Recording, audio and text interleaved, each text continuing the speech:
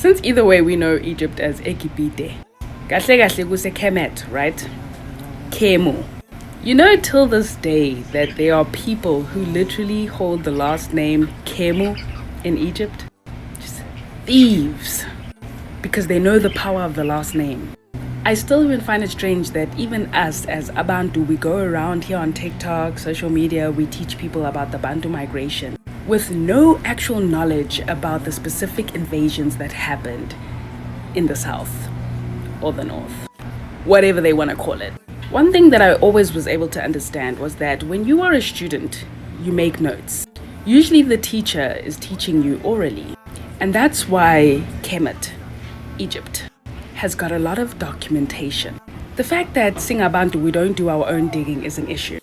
Online you can even find the term Kemu, which is our term for Kemet. It literally means the protectors of Egypt. It also means the joyous, peaceful people, those of justice and peace. But here's the thing, going back to the fact that students make documentation, we know who invaded North Africa. We know who invaded West Africa. We know who invaded East Africa. We know who invaded Central Africa. We know that all these cardinal points were invaded. We are very aware of these specific dates and times and incidents that happened within this area.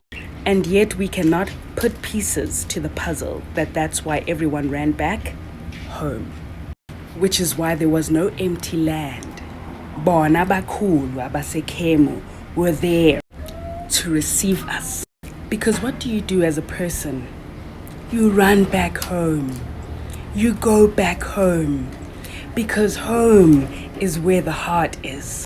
When the Bantu were infiltrated in North Africa, West Africa, Central Africa, East Africa, they kept on running back home.